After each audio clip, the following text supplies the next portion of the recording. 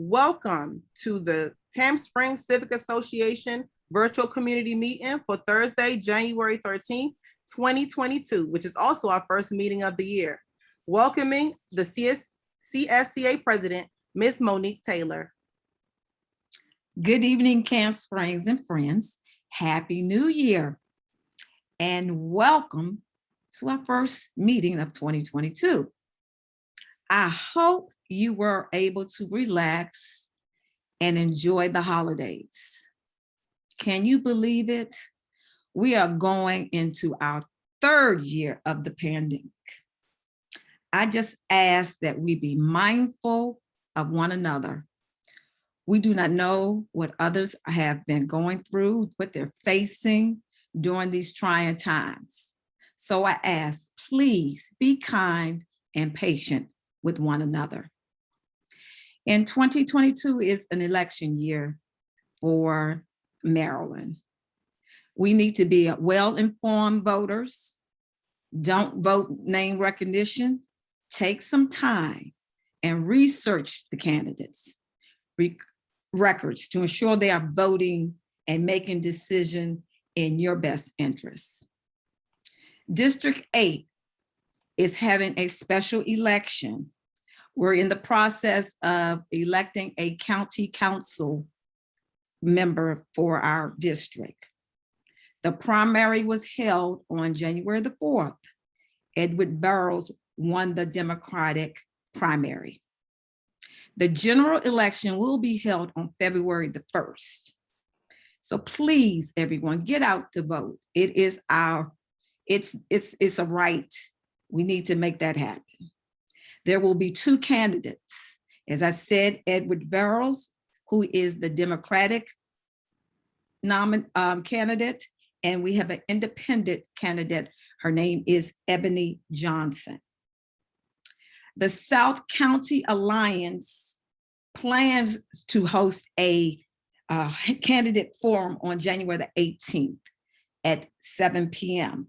Please stay tuned for details. Currently, they're in the process of meeting while we're meeting right now to ensure that this forum will happen Tuesday, the 18th. And I'd like to switch gears now and welcome our special guests. Everyone, please give a warm welcome to our new commander of Division 4, Major Curtis Leitner. Major Leitner, can you unmute him so he can tell us a little bit about himself? But we're so happy to have you, Major Leitner. Thank you. I appreciate the warm welcome. I'm glad to be here. I guess there's a couple guys on here that work with us. I'll give you guys my history with the department. I've been on for about 18 years. Coming from the Bureau of Patrol, I've been a major for the past 3.5 years. Bureau of Investigation is my most recent assignment. I was Bureau of Patrol about 5 years ago. But I most recently served as executive officer for the Bureau of Investigation, where we were responsible for about 400 investigators. We handled everything that's not covered at the division level. Prior to that, I served the same function for the Bureau of Patrol, where we were responsible for all patrol districts. This is an assignment that I've wanted for a while, District 4 specifically. So I'm thrilled to be down here. So far, everybody I've met's very welcoming, very friendly, and I'm really glad to be here. I'm coming to what I think is the best district in the department. These guys are doing more work than anybody right now. They're doing everything they can to combat violent crime and keep the numbers as low as we can possibly do it. I'm just thrilled to be part of this team. Well, thank you for the introduction. Major Leitner, can you take a couple of questions before Sure. We're going to have our COP officers on, and we have two. We have Division 4 and 5 in Camp Springs, and right. we say that we have the best. I agree with you. 5, we have the best. So does anyone have any question for Major Leitner?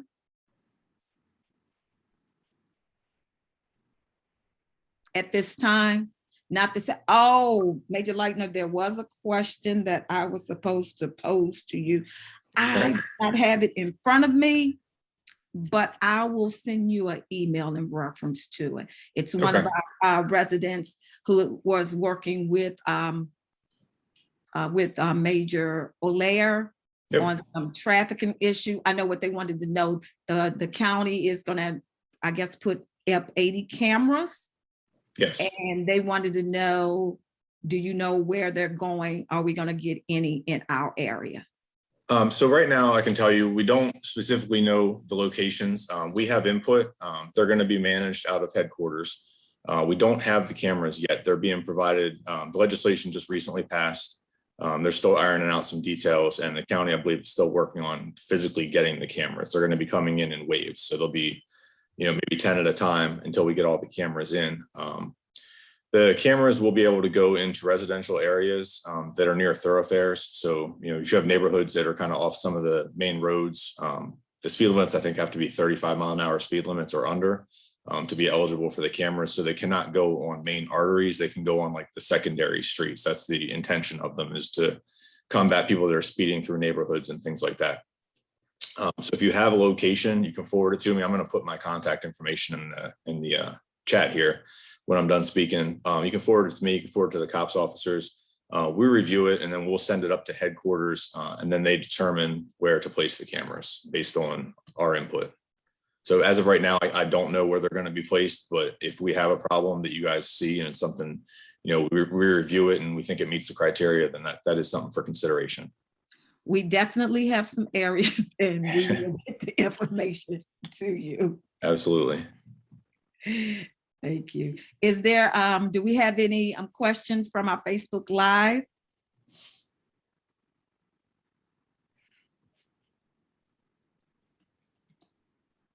No, ma'am. Okay. Thank you and welcome. And we look forward to working with you, Major Leitner. Thank you for the warm welcome. I'm really glad to be here. Thank you. Thank you. So Division, Corporal Miller, you want to report out for us?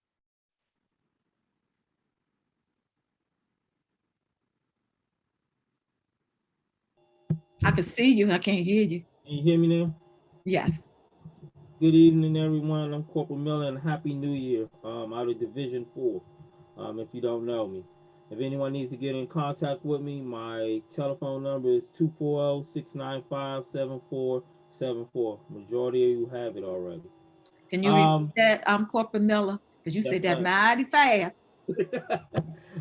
My cell phone number is 240-695-7474. Thank you. Okay. The stats for not just your area, the entire area was for District 4. We had one more murder so far this year. Commercial robberies, we've had a total of 3 so far this year. I'm sorry, 14 so far this year. Residential robberies, right now we're standing at 0 to year to date. That's from the first to now. Citizen robberies, fortunately we had 4 so far this year from the first of the year. Carjacking, 7. Theft from autos, we've had 17 so far this year. Last year we were at 31, so we're a little, we've reduced that a little this year. I just want to remind people, when you're out, please pay attention to your surroundings. As you know, it's the virus going around, and we do have people out here trying to take advantage of people. Especially if you're in the grocery stores, gas stations. If you pull up and you don't feel comfortable, you see a car pull up and it has a lot of people in there, please make sure you lock your doors when you get out your car. Ladies, take your purse with you. Don't leave it in the seat. If you don't want to take it with you, don't leave it in your front seat. Don't leave it in somewhere it's visible. Put it somewhere where somebody can't see it, because they will come up to your car in a matter of seconds while you're pumping gas, break your window, or try to get in your car to get your purse. Other than that, I don't really have anything unless someone has a question for me.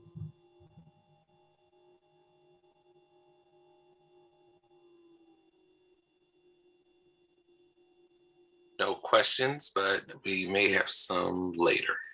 I'll be here. No, I think it's a question. One just came in. It says, is there a concentrated area where most of the robberies occur? And what about, I guess same for carjackings?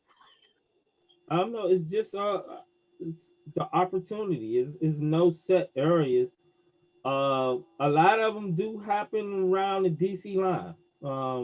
The majority of the time, it's people from DC coming over that's committing the crime. So, yeah, and mainly gas stations and stores. When you get out, pay attention before you get out the car. Look around and see who's in the parking lot or who's sitting in the car next to you. Or just get out and walk. You know, and unfortunately, in this time and era, we have to look. I mean, as a police officer, my family members get mad at me because when I pull in Walmart, I pull all the way in the back and walk up, and they keep thinking I'm crazy. But I'm trying to see everything that's in the parking lot when I get out of my vehicle. So no particular area, but they do. Majority of them in our area do occur near the DC line. Hello. All right, there was a follow-up, and Delante, let me know if I got this correct. So is all that crime in our area, Camp Springs? You said during the line, yeah. Mm-hmm. Camp Springs, I'm looking. It's pretty much been quiet. I mean, you know, unless people are not calling something in, but even my phone haven't been ringing from a lot of people from Camp Springs. So that's a good thing. Thank you. Give us a moment to see if anything is coming in from Facebook. There's always a few seconds delay. Nothing from Facebook. Thank you. Thank you. Okay, thank you so much, Corporal Miller. Corporal Ponak?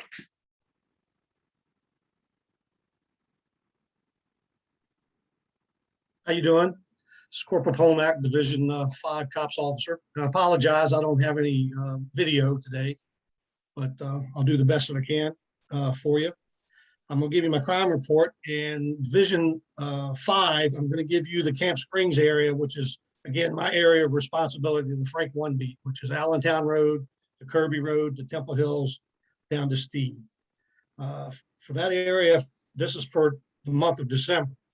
We had 2 breaking and enterings. One of them was a commercial, like breaking and entering in the 5800 block of Kirby Road. They broke into a tow lot and building there and stole a tow truck.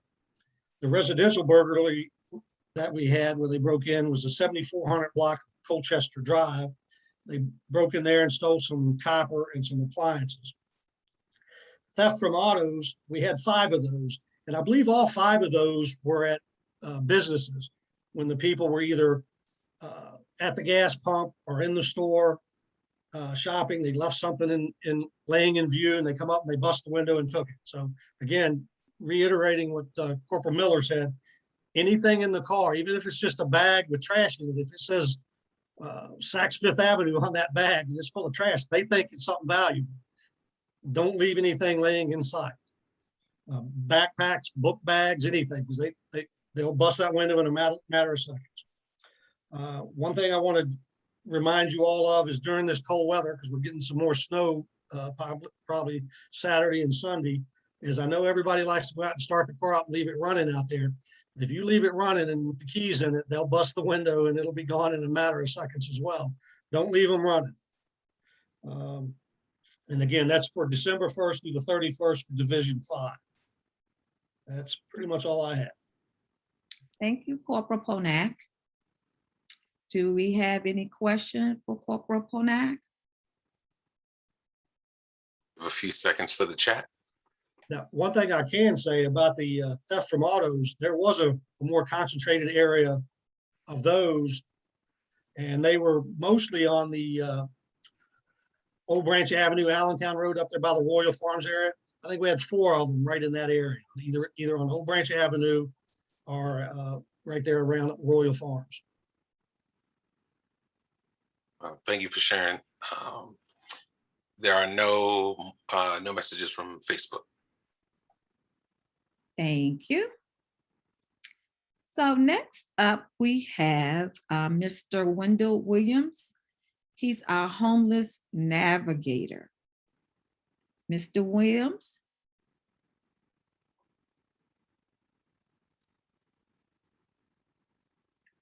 I'm trying to unmute. Am I unmuted? Yes, you are. Hi, everybody. Happy New Year. I haven't seen you guys since last year. It's been a long day. It's good to be here. Good to be able to speak to people in the community. I've spent the last couple of days, just trying to help some of the areas with some of the problems that they're having. But it's not just a problem specific to a particular area. It's a problem that we're having in this country, in this state, as well as in this county. And that's the one of ever increasing homelessness. If anybody paid attention to the California governor's recall race earlier in 2020, 21, one of the candidates, Larry Elder, said that in the state of California, homelessness was the #2 issue in that race.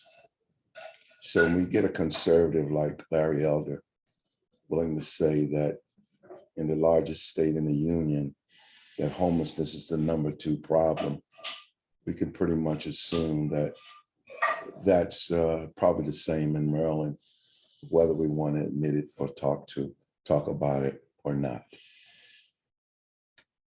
I'm seeing more and more people on the street. I'm seeing more and more people destitute on the street. And we have less and less resources to address the problem. It's not going away. And we need to get prepared for it.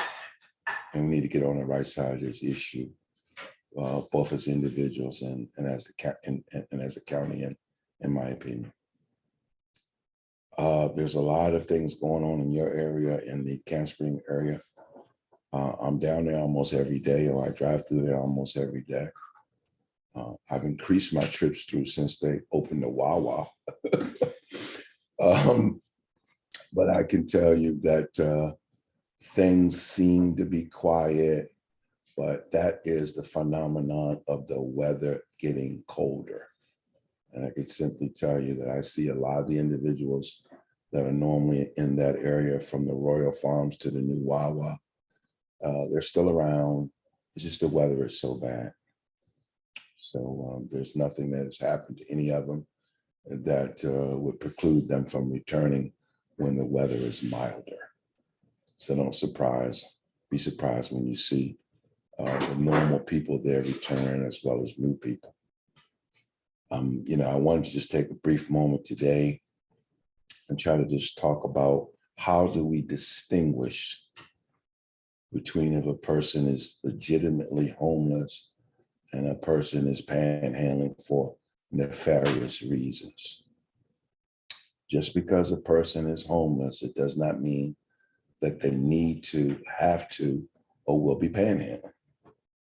Sometimes a person is homeless and down on their luck and will ask for some situational help. I have no problems with that. I do it myself, still doing what I do every day. I still will help a person out if the request is sincere. I was in a thrift store earlier today, and a guy was in there trying to buy a shirt, and he was asking people for money. And so I helped him buy that shirt. That's different than a person standing out with excuse me.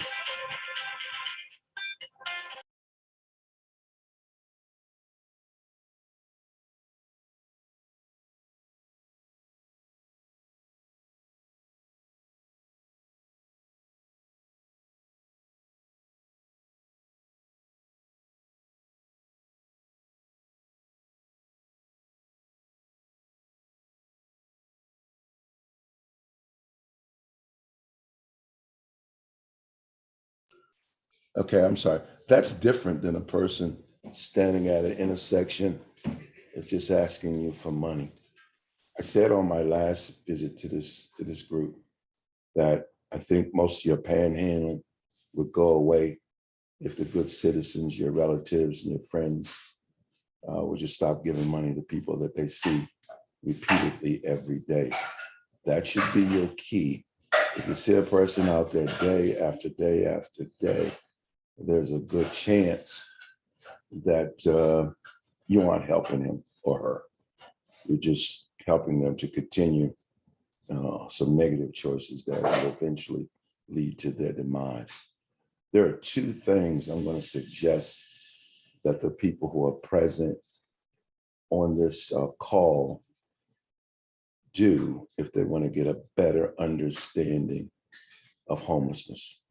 First of all, if you have Netflix, I need you to write this down. If you have Netflix, there's a series called The Maid, M-A-I-D. And I suggested this to Ms. Taylor some time ago, and I see Ms. Wilson shaking her head, so she may be familiar with it.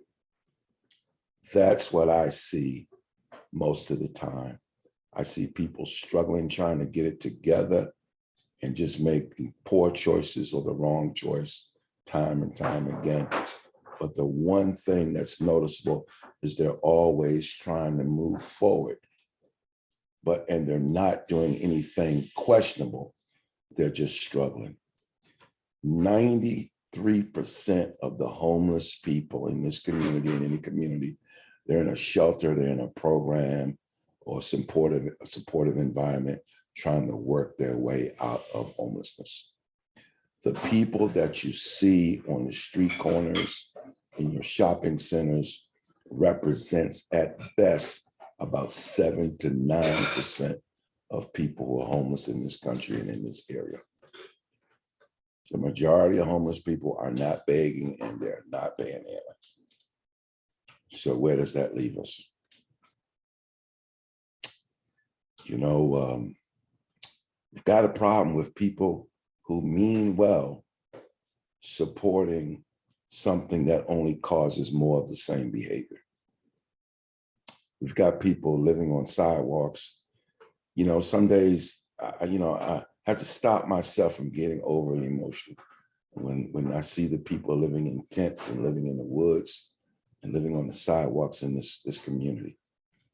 And it's not just close to the DC line, it's everywhere from the DC line down to Brandywine, to Baden, to Accokeek. I've been called out for homeless people, mainly living near shopping centers or behind shopping centers.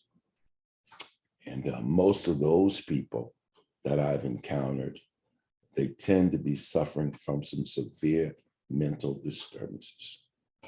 And these are people that at one time before the changes of the Ronald Reagan administration, they would have been confined to a state mental institution. And they would have been looked after very well. They would have been medicated, fed, rested, and their money would have been managed for them. Well, most of those people now are a lot of the people that you find on the street who we cannot force to accept help. You don't know how many times I've been deployed with mobile crisis and a person is obviously experiencing some disturbance.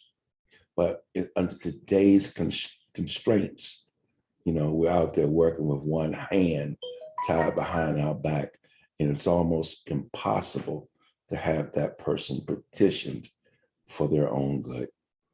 We could waste a lot of resources and get them to the hospital emergency room, but in 95% of the cases, within an hour, they'll be released from the hospital back onto the street to live in whatever it is you may want to call it. You know, under today's policies, the person has to self-refer themselves. So they can simply say, I don't want help. They can refuse.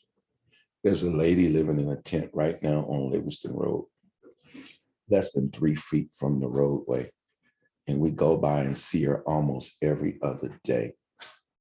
And we've offered her a hotel, we've offered her shelter, we've offered her mental health treatment, and she refuses, and she has the right to refuse. And unless that homeless person who is mentally disturbed, unless they're a threat to themselves or a threat to someone else, there's nothing we can do. They have the right to stay on the street if they choose, as long as they're not breaking the law or on someone else's property trespass. So as a lot of citizens ride by,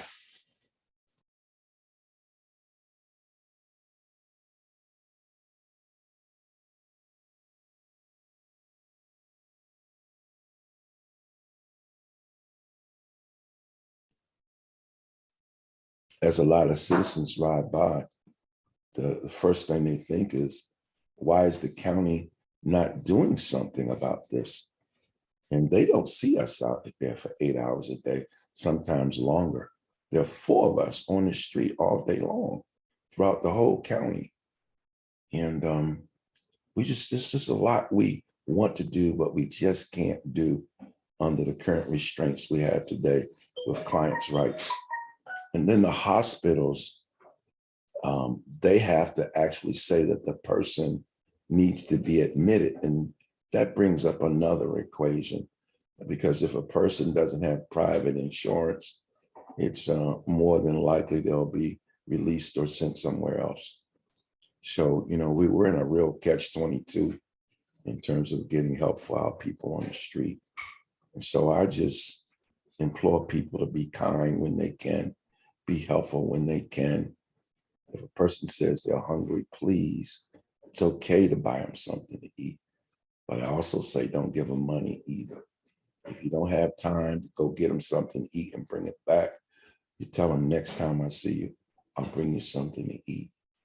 And what we want to do is we want to discourage people from handing out money, because that only brings more attention to the location and actually brings more people to that location who are panhandling for other reasons than the fact that they're hungry.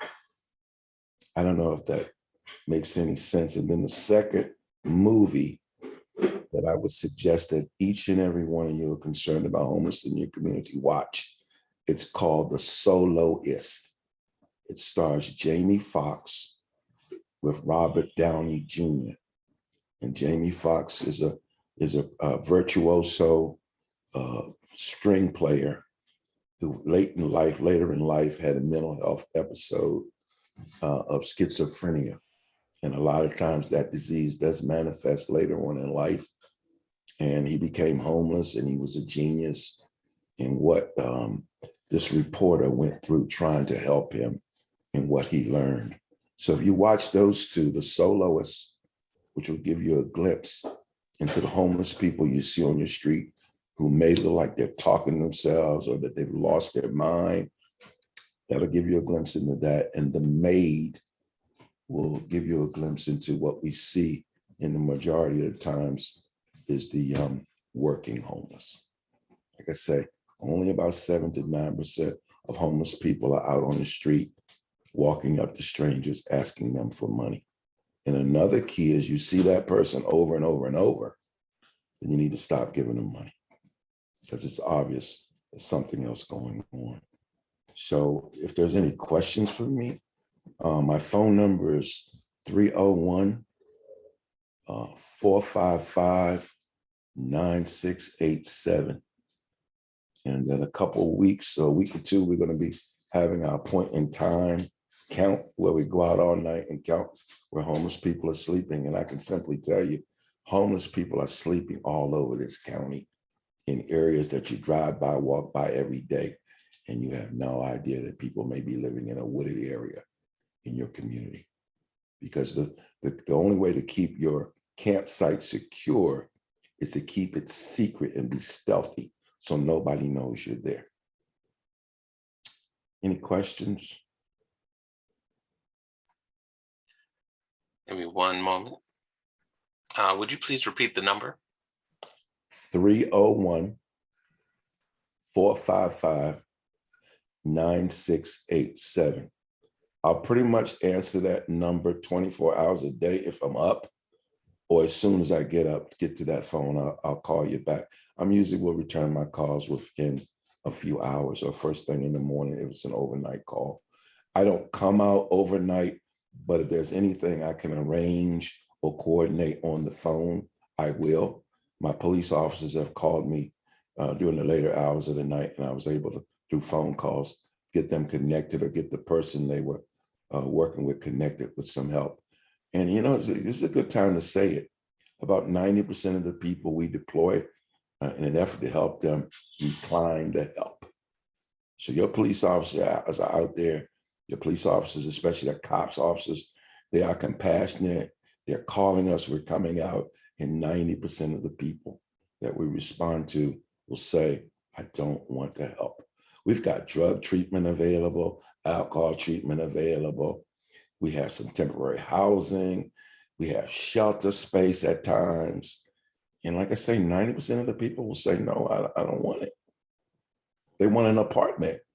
And we can get you an apartment, but you have to start somewhere. We don't ride around with apartments in our briefcases and in our vehicles. You got to start somewhere. You got to come off the street. Let us put you in a shelter, put you in a hotel, put you in a program, put you in a rehab. And over a matter of months, we'll get you an apartment. After 3 guys just moved into the apartments in December. One of them was living on Woodyard Road in the woods down off of Woodyard Road in a tent for almost 2 years. He just moved into an apartment. It's just a process where you have to be patient and you have to be willing to wait that process out and be patient with the process.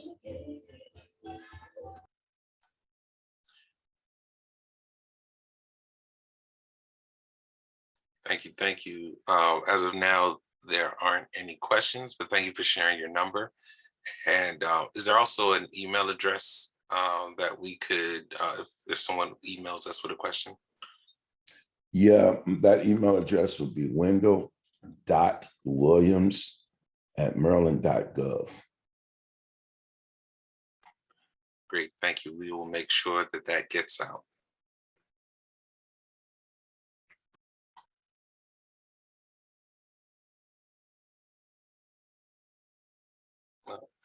We do have a hand raised. Let's see here. Beverly, would you please share your question?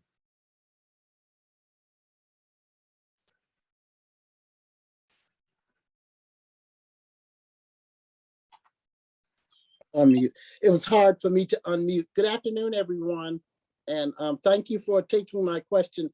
I listened as Wendell gave his comments about the homeless that they serve and stuff like that. And I just I got lots of thoughts about it, you know. And I just wanted to just make a point or say something, reference the mentally ill and the challenges.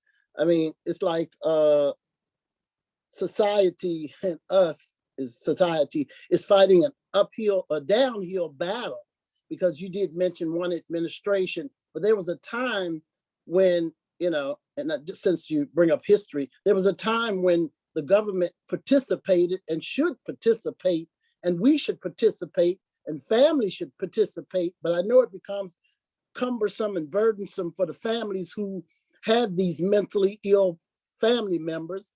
The police department gets overburdened, and there's a lot of stuff being done now where police departments are being very sensitive to their dealing with mentally ill. But my biggest point is how does the government get back in this process? Because it's like the floodgates were opened up, because there was a time when there were mental health institutions, and I wonder if it'll ever come again, you know, so that we don't sit around twiddling our thumbs talking about how is this thing going to happen, and you all go out and you help a few people, but it's a floodgate. And I'm going to tell you why I keep saying a floodgate, because there's places like St. Elizabeth that was on the map, and I know since I was a little girl, it housed many people, and all over the place. In the Virginia, they had their mental health, the hospital. Some of the wards that were mental health wards, they closed down, shut down. How can you shut down the food line when there's thousands, and I'm just using that as I guess a metaphor, when there's thousands of people who need your food line? So anyway, and I know we all know this, but I'm baffled. I'm spinning around, my head is twisting, and I know the creator is saying, what is these people doing? We must come together and get these institutions back in place. And I'm gonna shut up after I say this. And St. Elizabeth is prime. That place housed many people. Some of them, I mean, that's where they live. And I'm not trying to, forgive me when I say they, but folks who have mental illness, they lived there. They took care of those people. Their families come visit them. They could walk the grounds. They do what they do. They had doctors and training people over there and all of that. And that's just one place. Can I say something? Can I say yes, something? Thank you for cutting me off. Yes. I'm sorry, Beverly, I appreciate that because, you echoed what I personally believe, and you said some things that being an employee of the county that I may not be comfortable or be willing to say in public. I will quote a Greek philosopher who said, the measure of a society is how it treats its less fortunate. Okay. And with that as a criteria, we're not doing so well. Now, I noticed you mentioned St. Elizabeth, but on Monday, I had occasion to drive to Crownsville, Maryland. And Crownsville, Maryland is where one of the Maryland state hospitals for the mentally challenged used to be. Absolutely. It is abandoned. They even used to have a crisis center there where people who had mental health challenges and were in crisis could go stay there for 2 to 3 weeks. It's called crisis stabilization. Absolutely. That doesn't exist anymore. See, we've got a problem that's only going to increase because there are a lot of moving parts that have to come together in a community in a compassionate way to have significant effect on the homeless problem. Because a guy who just homeless for some other reasons that maybe he can solve himself, that's one thing. But when we turn our heads away from our brothers and sisters and nieces and nephews and cousins and uncles and aunts that are on the street who are suffering from mental challenges, that's about as uncompassionate as we can get. Thank you so much for chiming in, and I'm gonna chime in and then chime back out. So that's what, because I heard you talking on your individual and the people that's on your team, that small level, and I think it would be so wonderful to hear what groups or people who or organizations are striving to work with some bigger organizations to get back the resources like Crownsville and this and that, or will it never happen again? Because if not, we are spinning our wheels, and the little bit that you doing, it ain't enough. But thank you for letting me share. Let me say this, and again, I'm an employee of the county and of the state. So again, I have to really temper my remarks, and I may give you a slightly different version if we were talking face to face. But I will tell you this, my opinion is the solving of this issue has nothing to do with money. The solving of this issue has more to do with the mindset of not only the people who administer the money, but the community. If I was to say to Camp Springs, let me put a facility to maybe help some of these people in your community, what would the response be? We've gotten money to approval to expand a couple of facilities around the county, but the pushback from community members has been so strong, we haven't even been able to put a shovel into the ground and turn over any dirt. So I think probably what's stopping us, and I think I understand what you're saying about a larger effort, I don't think the community truly has the stomach, because that would mean everyone may have to be just a little more uncomfortable than they really want to. So now I'm going to go biblical. Matthew 25, verse 34. Say that again. Matthew 25, verse 34. I think that's what we all need to read and really take it in. And if we were doing that, there wouldn't be the resistance that we get trying to do something compassionate for a group of people who are obviously gotten themselves into a situation where they're just incapable of getting out of it on their own. Thank you very much. Thank you. There was a lot we needed to hear, both from the community and from you. If we do get a chance to see you out in the community, we'll definitely continue to keep you lifted up and prayed up. And I hope everyone heard the messages around, when is the right time to give, to serve. And that's when they're asking for something direct, as opposed to, people on the daily. So a lot to learn there. Thank you so much. I will hand it to you, Ms. Taylor. Thank you. President Taylor. Thank you for saying that, Harris. Yes, as Mr. Williams indicated, if you see the people constantly, stop giving them money. If you want to give them something to eat, please do so. And as he said, he had someone that was in a store that needed some clothing. He helped them out in that way. So if we want to stop some of the panhandling, we're going to have to do other things. But then, as he said, please read Matthew 25:43, because we do have to be our brother's keeper and help one another out, because it could be another way and we could be 25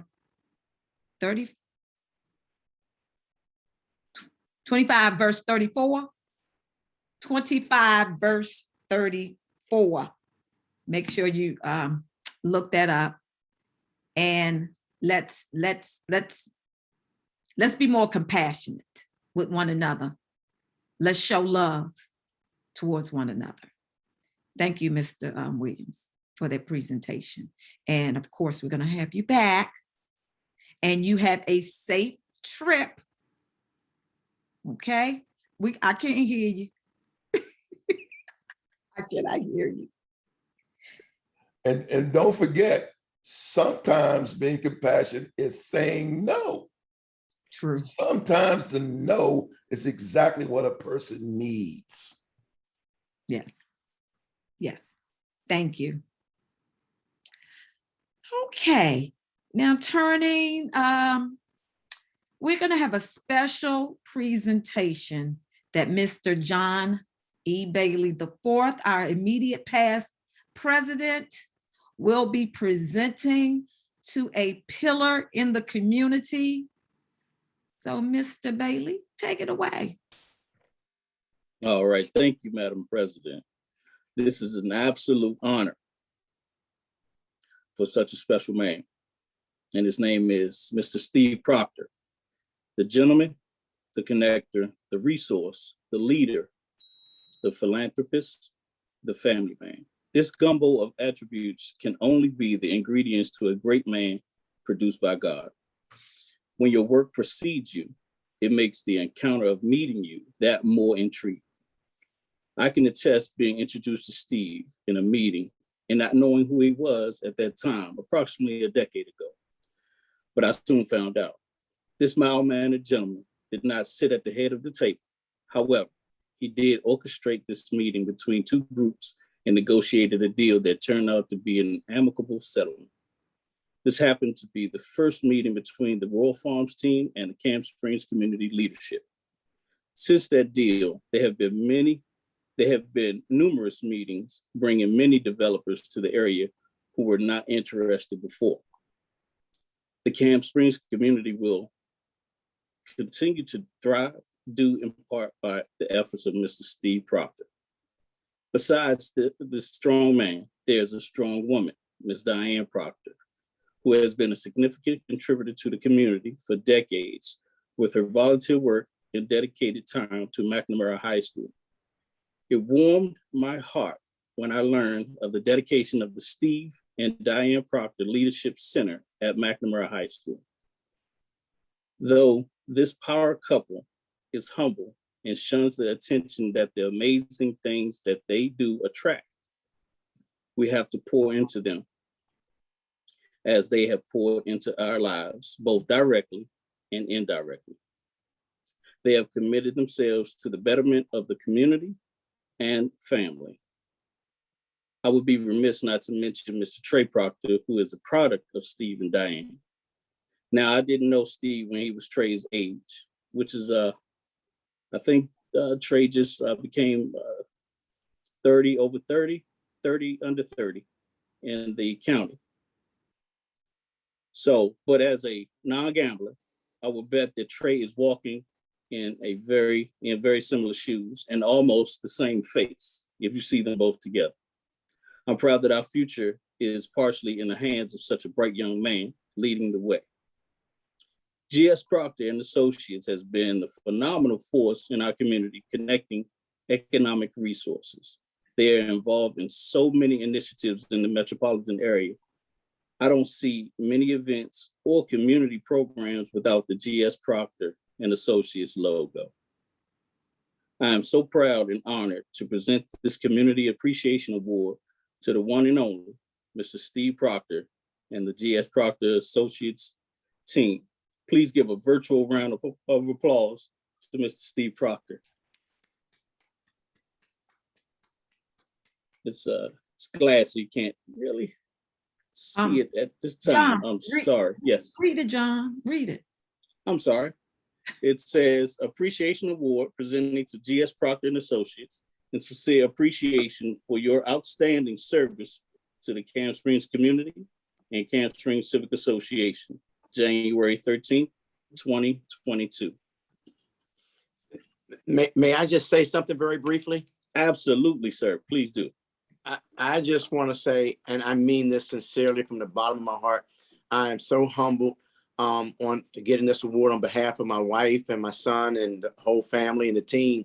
We really, really value and appreciate the relationship that we have with Camp Springs. You know, it's our line of work, but I live here, work, play here, go to church here.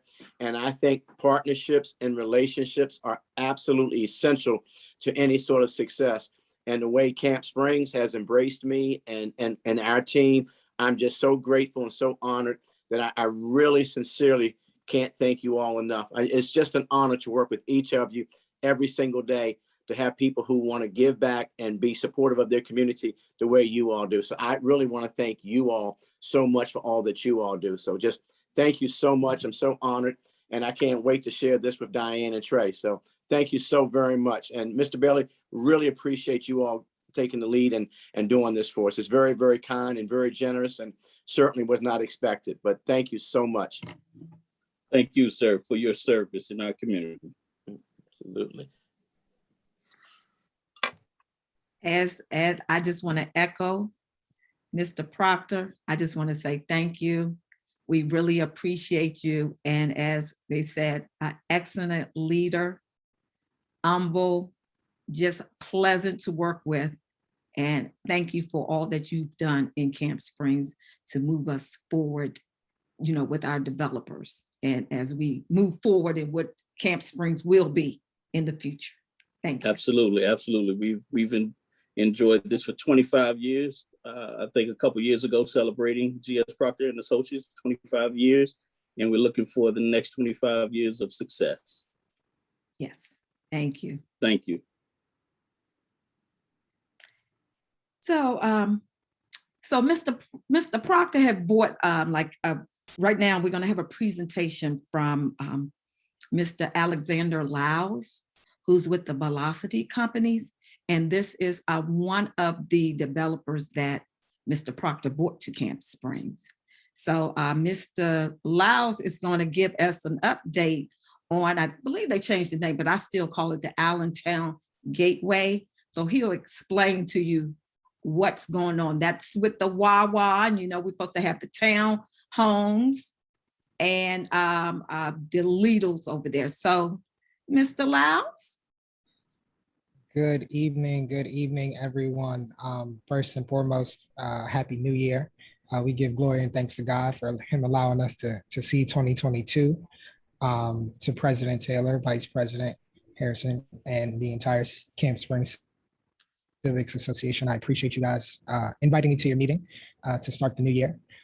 So I want to give you guys a couple of updates. As you know, I work with the Velocity companies. We are the developer for Allentown Andrews Gateway Town Center. And it's been a labor of love.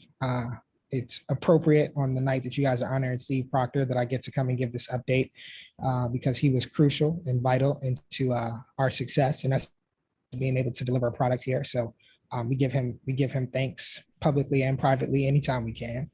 And you know, we were very fortunate enough to have the grand opening for the Wawa to end 2021. For those of you guys who were able to make it, and those of you guys who have supported, we appreciate you. I was not able to get a report, but I understand that Wawa is performing very well, which I think bodes well for Prince George's County and just our overall continued upward trajectory and trend, excuse me. So I think that's positive. The townhouses that are being built are underway. You guys can see that progress throughout the months. That should be complete by the end of the year. Dan Ryan Homes is building those townhomes, just for full transparency. Our retail strip center is completely leased up. The community room is up and running. I think you guys have had a meeting or two in the space, and I am kind of the point contact to make sure you guys get into the community room. So you guys will be interfacing with me as much as you would like. I hope it's I hope it's a frequent thing. Yeah, that's my hot button items and updates for you guys. Any questions? Mr. Lyles, did you say anything about the Lido? I might have missed that. Oh no, I apologize. Yes, the Lido is the pandemic impacted their timing. They are scheduled to start construction, I believe, the end of this year, beginning of 2023, and that store should be open in 2024.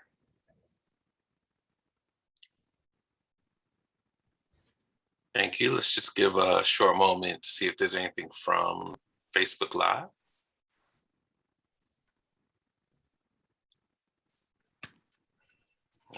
Does not seem to be so. Thank you so much for your time. We appreciate you. No, thank you guys for having me. Oh, wait, maybe. No, all right, we're good. But thank you for coming on. Mr. Lyles is the Vice President of Development for the Velocity companies. Appreciate you. Love the relationship. Thank you so much. So we're short of time. If you have not, I'm going to make this fast. Forgive me, VP.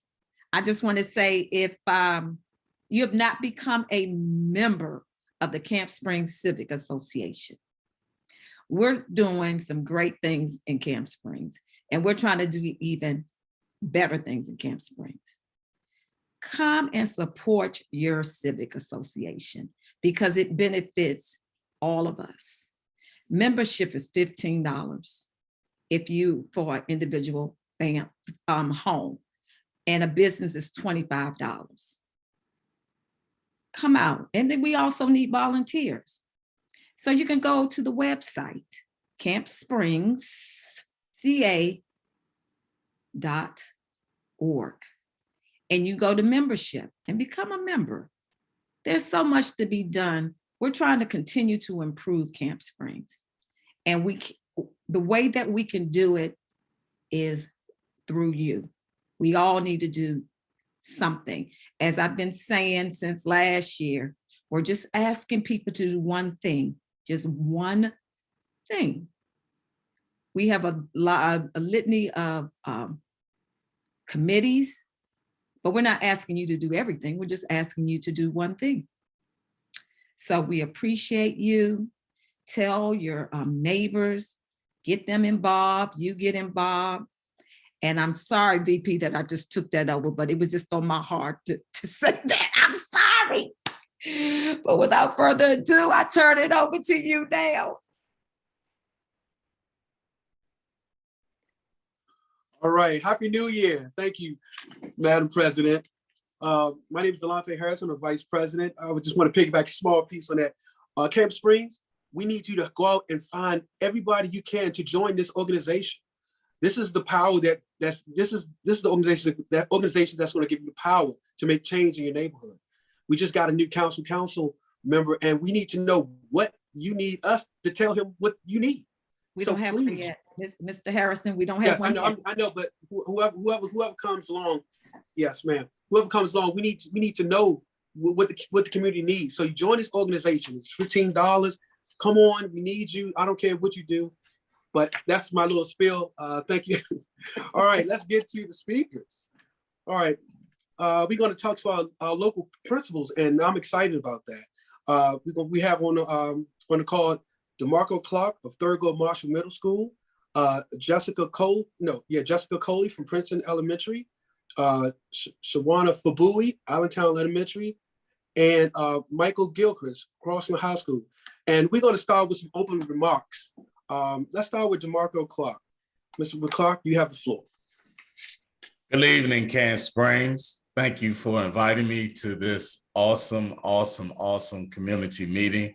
I'm always impressed of your structure and your organization, and thankful for the support that you provide to Thurgood Marshall each and every year. I know we have been in a pandemic. However, the administration and staff has been working hard, very hard, to keep your students safe, to make sure learning is continuing on a virtual and a physical manner. And we look forward to just keep growing and getting through this pandemic. So again, thank you for inviting me to this awesome organization meeting.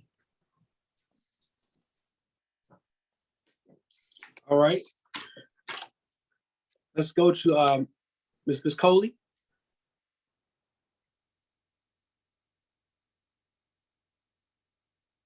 You have the floor.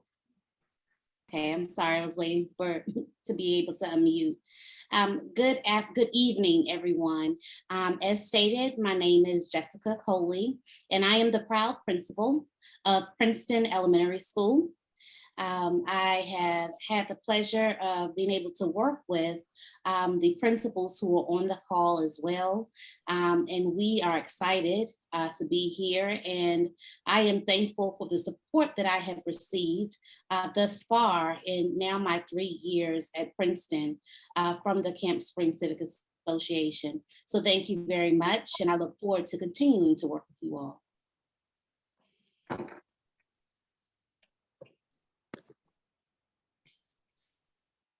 Okay, Mr. Gilchrist, you have the floor. Good evening, everyone. Thank you guys for inviting me again, as well as my colleagues mentioned.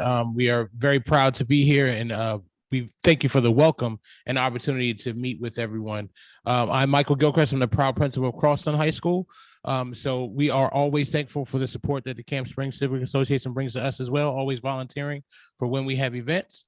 We definitely appreciate that, and we appreciate the time that you're giving us and the floor tonight. So thank you, guys. Thank you. All right, Harris, you have the floor. Great. It's so wonderful to have you all here today. Our first question for you tonight is the government has announced that all schools will be receiving COVID testing kits. So based on this, how often will students be tested? Excuse me, Harris, excuse me for 1 second. Ms. Fabui didn't get to make remarks. You didn't make remarks. Yeah, I apologize. Ms. Fabui, please accept my apology. You have the floor. Oh, no problem. Good evening. As shared, my name is Shauna Fabui. I am the proud principal as well of Allenwood Elementary School in Temple Hills. And I feed my elementary school students feed into Thurgood Marshall, and then they progress to Crossland High School. And once again, I am happy to be here, glad to be here, glad to see everyone is doing well and is healthy. And like my colleagues have shared, it is a pleasure to be working in conjunction with the Civic Association of Camp Springs.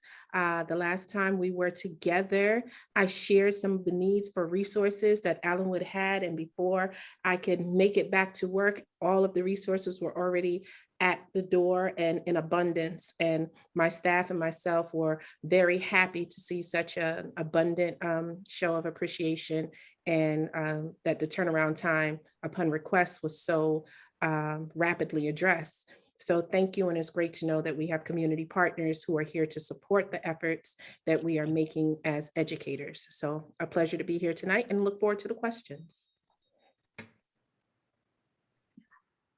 Great. That is just awesome to hear.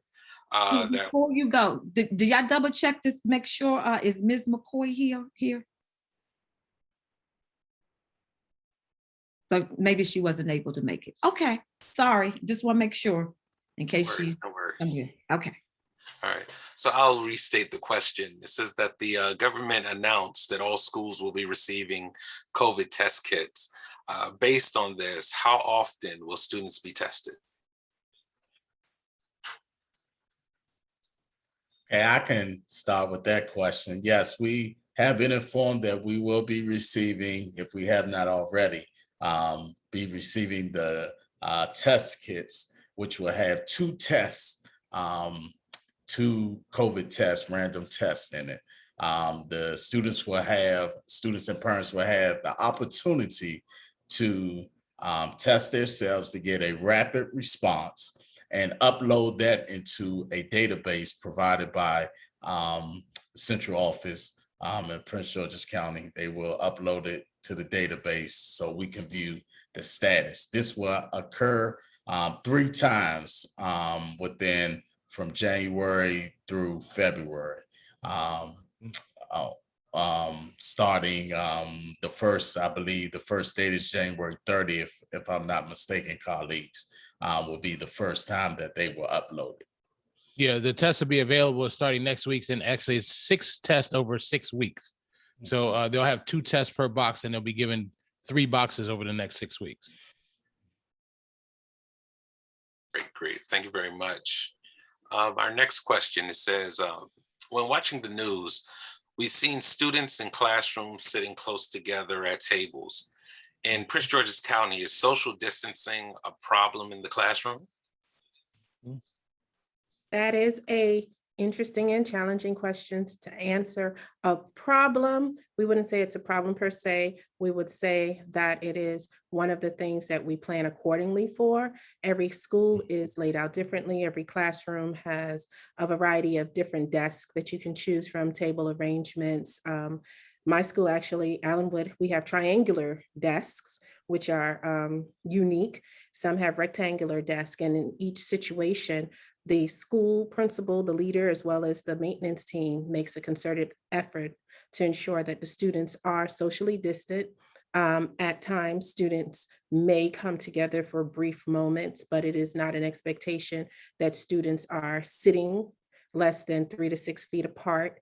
And as children will be children, we do have to remind them and encourage them to use their best practice to stay within social distance of each other. So it's an effort that we make. It is a challenge that we do face.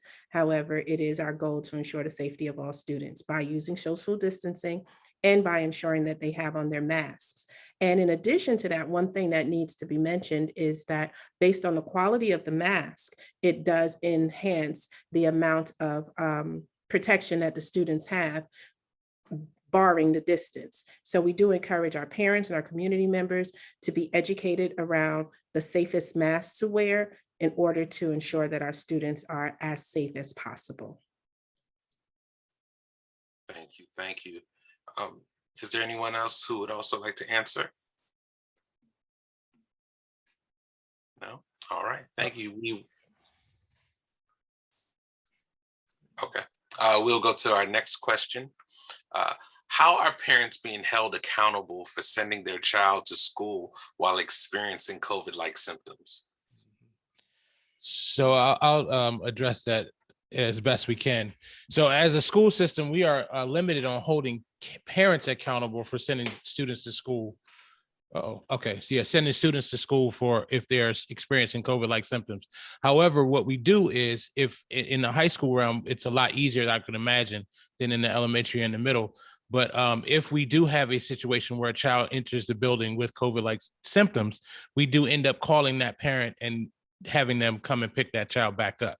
So they cannot be held accountable per se, but we do make them come and retrieve their child if that child is having symptoms, especially if we don't have a consent form for that child to be rapid tested in the building. So at any point, if a child is experiencing COVID-like symptoms, they see the nurse confirms that these are symptoms, that these are symptoms that the child is showing, and that child has to go home.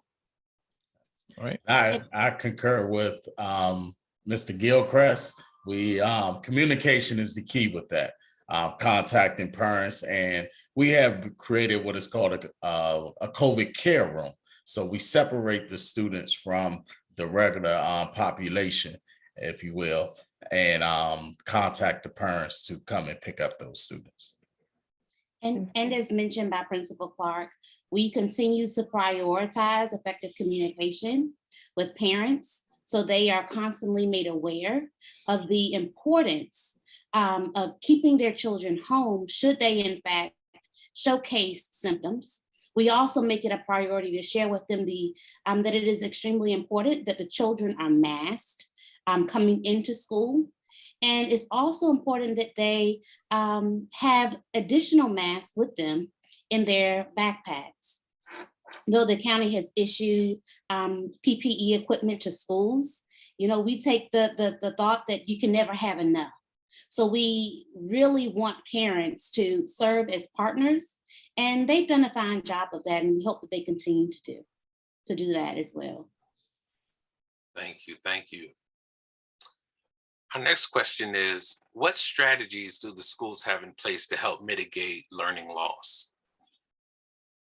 Okay, that's a great question. And as answered previously, learning loss is relative because children, being human, young adults, they continue to learn. Academically, there are things that we must address in order to keep them on their trajectory towards college and career. So in that case, we do have intervention programs that are in place, such as Dreambox and iRead and iReady. We continuously have our response to intervention systems and structures that have always been in place to help us identify students that might be falling below grade level expectations. We also identify additional tutoring programs that are available in some of our schools. We currently have an after-school program for a large majority of our students called Voyager. And in that, our teachers are providing support to our students after school for 3 hours per week per student. And that allows them to get additional small group instruction from teachers as opposed to a tutor or someone who is not formally trained to educate the students. The data is monitored by the school system, and the students were hand selected based on their identified academic needs. In addition to that, we look at data. We have practices that have always been in place, and we're just continuing to do that in an effort to ensure that our students stay on track. So hopefully, they utilize some of their life skills that they are learning, some of their environmental skills, some of their family skills, some of their empathy skills, and the other social and emotional development skills that they are learning at home.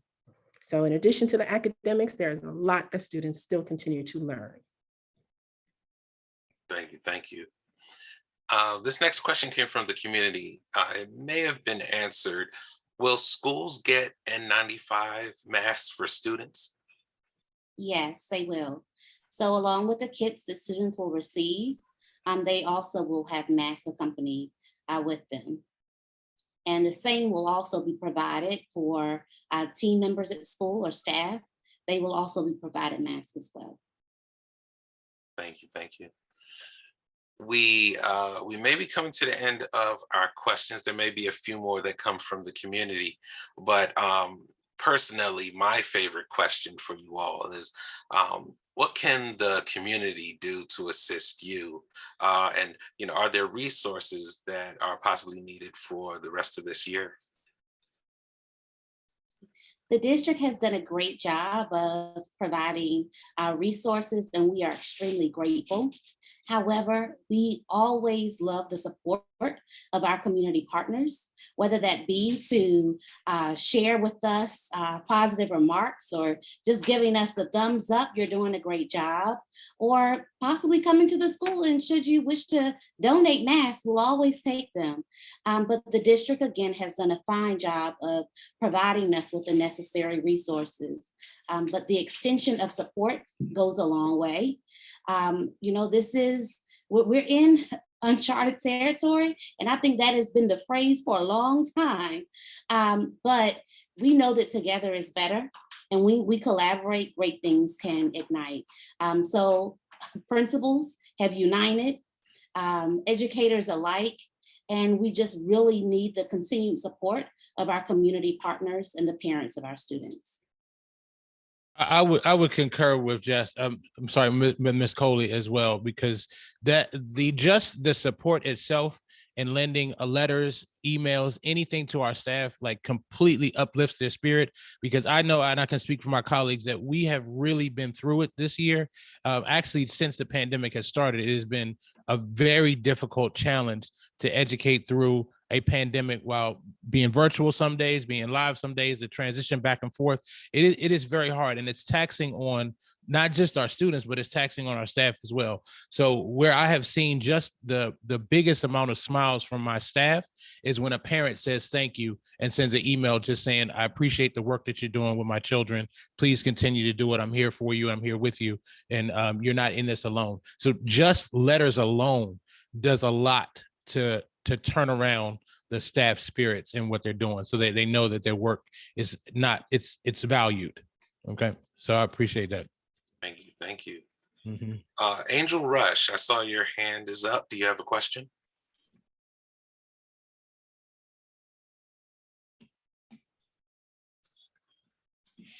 Yes, I do. One question I have, I've heard where other school districts are partnering with community colleges and universities and bringing in some students who are in programs to help out with substitute teaching. Is this something that Prince George's County has thought about doing, to work with the community colleges and universities in the area to maybe help with the teacher shortage? Yes. Actually, I don't want to misspeak. That is something that I think would be best, a question that would be best provided to the HR department. However, I can speak to my school in particular. There's been an ongoing relationship with Bowie State University, and we have recruited several paraprofessionals who are engaged in the educational program, and we're providing them an opportunity to receive the training necessary to be able to possibly serve as teachers when their internships are up. So though they're not serving as substitutes, we do understand that there's a teacher shortage. And because of that, relationships, bridging relationships has been intentional.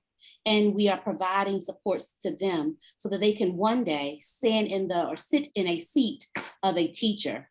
And we can hopefully soon mitigate this, the problem with teacher shortage. And I can speak to that as well. And what Ms. Coley said is absolutely correct. And we also, with HR, because I was on that recruiting team, so HR does go out during every graduation for December's as well as in May at each of the colleges, local and otherwise. It traveled as far as Puerto Rico as well to recruit teachers for Prince George's County Public Schools. So they are doing they're doing a lot of fantastic work, traveling significant distances to recruit teachers. Mm-hmm. And I'd just like to add, as far as substitutes are concerned, in order to qualify to be a substitute, you have to have a bachelor's degree. And that can be a bachelor's degree that was received in as recent as December, or it could be a bachelor's degree that was received 20, 30 years ago. So anyone who has a bachelor's degree that would like to fill out the application within our substitute office and apply to be a substitute, the county will do their due diligence in the HR office, Human Resources Office, and avail themselves to providing substitute jobs for retired teachers, veterans, community members, anyone who meets the qualification. I just want to say thank you all for all the work that you've been doing, and it's good to hear that you are using the resources that you have in the community. Good work. Thank you, Ms. Rush. Thank you. Our next question is from a community member, Miss Alston. She first says, "Good evening," and her question is for Mr. Clark. So, Mr. Clark, I live behind the school, and with the recent heavy snow on this past Monday, a couple of trees and branches are now leaning over my fence, as well as a huge tree is leaning way over and looks dangerous as if it could fall over any day now. I'm especially concerned because of the upcoming snow prediction. Can these trees be cut down? Please. I'm gonna put my email in the chat. I will relay your message to maintenance. Maintenance takes care of situations like this. And I believe we have a house where each summer trees grow over there that they have to go over there and cut each year. So again, I'm going to put my email in the chat, and I definitely will ASAP tomorrow send that message to maintenance, and they can take care of that. I'm sure Ms. Alston will greatly appreciate that. There. I'll give one more moment to see if there's anything else coming from the Facebook Live chat. Well, while we wait, may I ask a question? Yes, you may. Thank you. So the students are coming back on Tuesday. How do you, I'm trying to figure out how to say this. How do you all think it's going to go? If you can answer that question. Because it's going to go excellently. Be careful. Let's say this. Let's say this. You know, this would be equivalent to a first day of school. And as experienced educators, which all of us are blessed to be, we have had many first day of schools, and they can look like some of anything. So we can't necessarily predict exactly what it's going to look like, but we do know with our experience, our expertise, our resilience, the support of the community, the relationship with the parents, the enthusiasm of the children, that it is going to resolve any challenge that we face, and our students will come in and acclimate, because we have scholars who want to be in school. And so they will adhere to procedures and policies as they have done. They are flexible learners, and whatever tomorrow will bring, we will be ready to celebrate the gifts that come with our students when they return.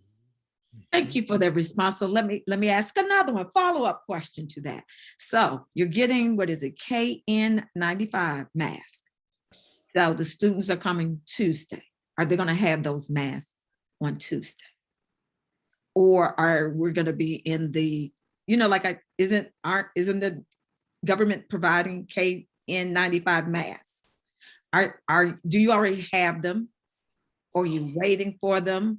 So masks will be distributed next week because that's when the students come back. However, we have other masks already in the schools, and we have other, like Mrs. Cody said, other PPE materials in the school. So we're looking pretty good. However, I love the saying that Mrs. Cody said, we can never have enough.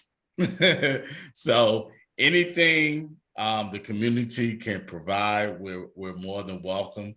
Our teachers definitely would appreciate it. Our students would definitely appreciate it. We would definitely appreciated. But the one thing I can say about going back, the structures that have been put in place for our return is going to definitely make sure that we're safe and we're operating in a safely manner. And I would like to add to that in saying, shortly after we all realized that we were in fact in a pandemic, there was a lot of talk around, oh, I can't wait until we go back to normal, right? But we have figured out that normal, we might not ever see that again.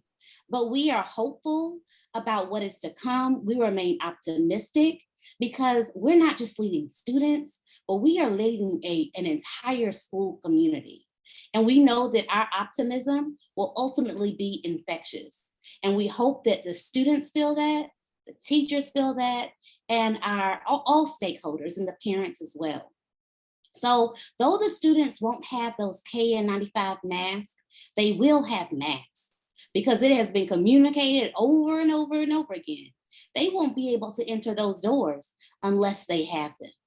So we want to make sure that in communication with parents constantly, that they have their students arrive to school in the right way so that they can receive a proper education, but so that they also can remain safe. So we continue to share that communication so that we're all on the same page and we're all adhering to those health and safety policies. Thank you for that. Do you have any questions before I make my statement, Mr. Tay? I do have a question. I guess it would be for the whole Okay, go group. ahead. It says, does anyone have any resources for snow removal for seniors in Camp Springs? I don't know any resources for snow removal. No. So if the answer comes up to that, we'll make sure that it gets to the Facebook chat. Okay. And Madam President, the mic is yours. Okay. So, Camp Springs. You see, we had 4 of the 5 of our principals, and we are so thankful and grateful for them. Now, they put a call out to us. Yes, the government is going to provide masks, but what did they say?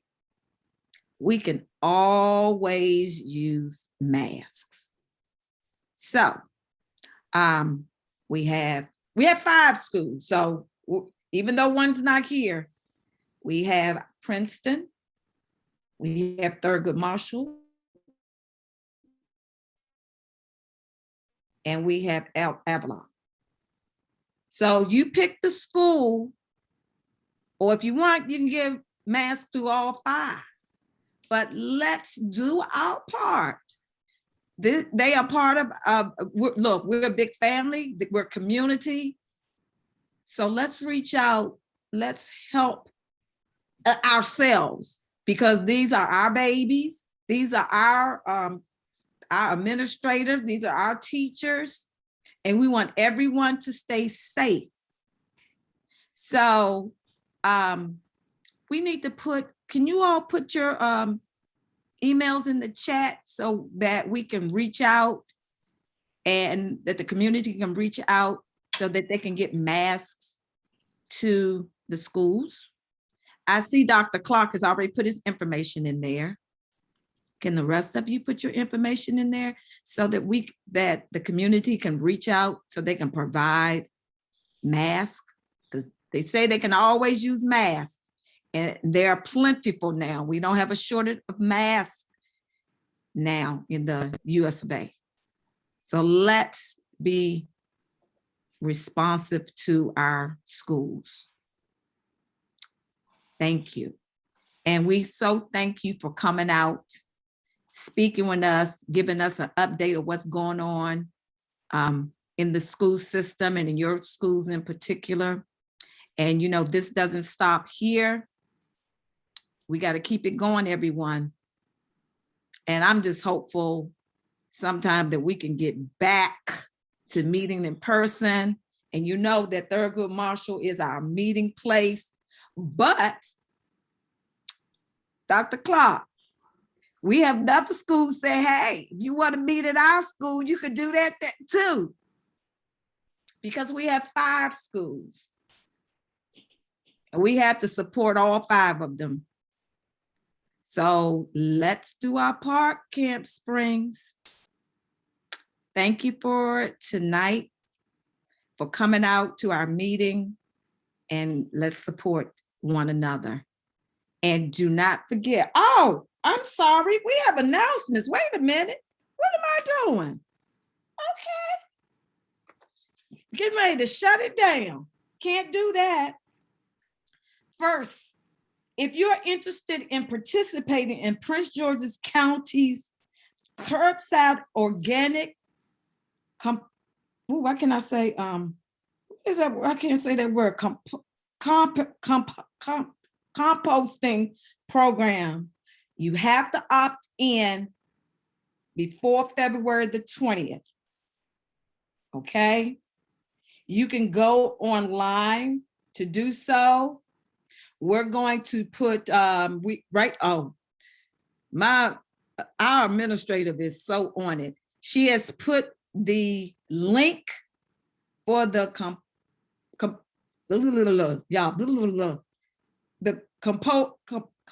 can't say that word right now, but y'all see it. It's in the chat. So if you want to do that, you have to do it before February the 20th. Okay. Beginning February the 14th, Valentine's Day, residents in Prince George's County will have additional options for getting rid of trash that's too large to fit in a standard county issued trash can.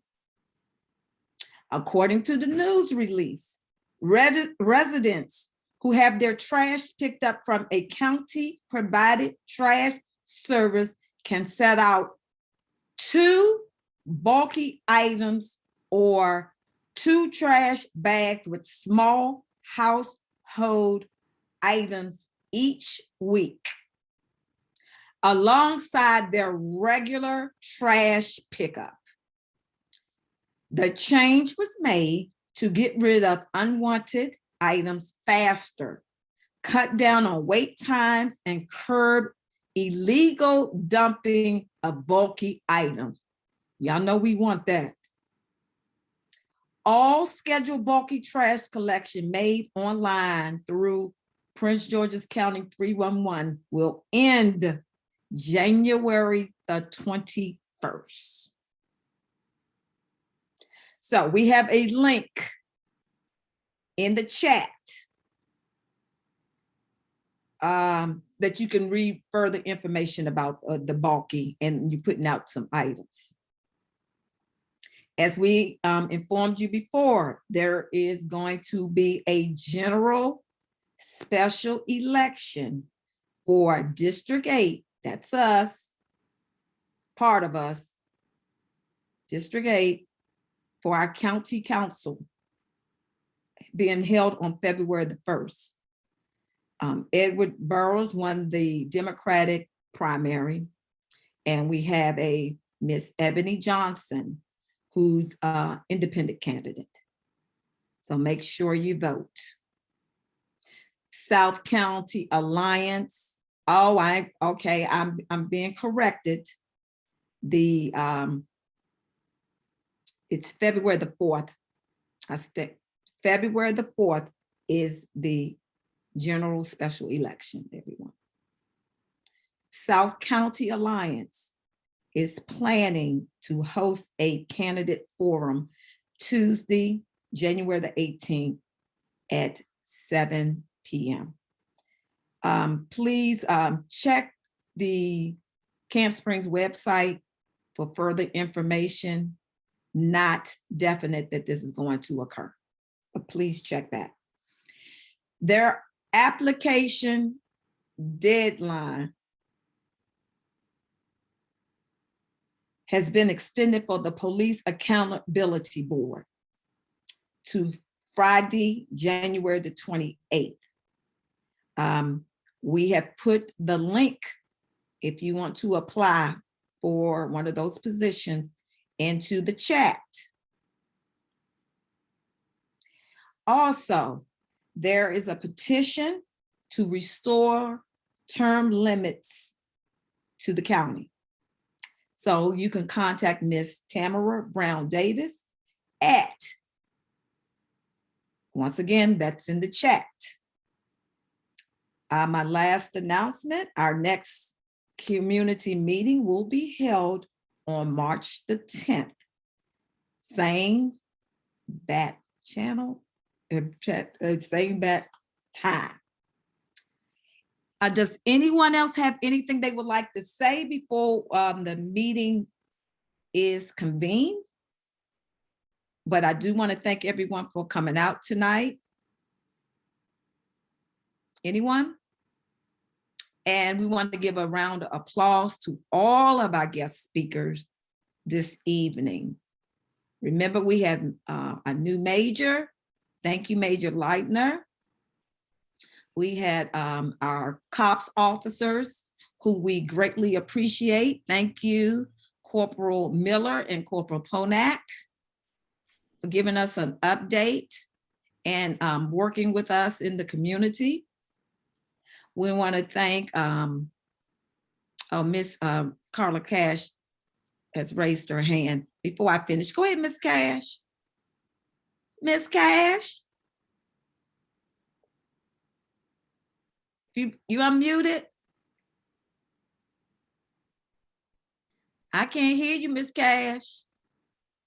I just wanted to say we're getting ready starting next week to set up testing sites at multiple locations. So I will send you all the flyer with the different sites. So I know a lot of people tried to get testing kits from the libraries and they ran out, but we will be having testing sites at Our Savior Lutheran, Central Baptist Church, Union Bethel, AME Church, and then we're going to be going to the senior buildings, doing them at there as well. Rapid testing and education, and your testing will also go to the lab to do the PCR. Thank you, Miss Carla. Y'all know and that. My last thing is, if you all have anything you want me to check on, let me know now, because as of the general election, I may not be a part of that administration because, you know, every council person brings in their own new administration.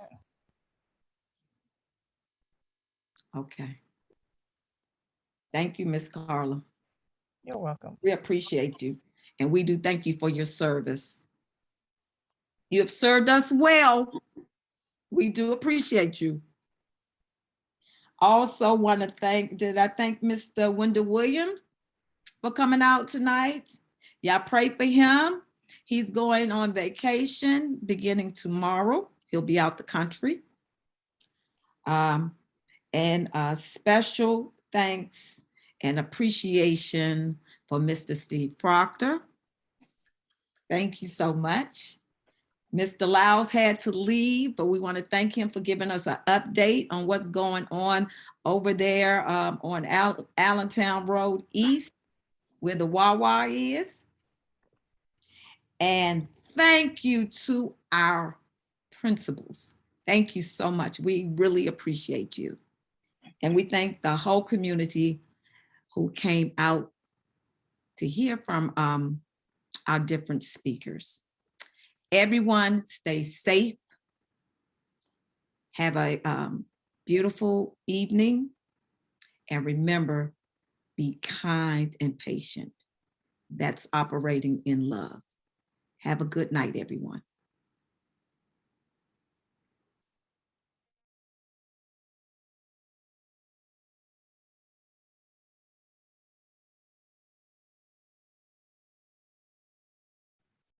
Thank you for joining us for our January 13th CSCA community meeting. Please join us on March 10th at 7 p.m.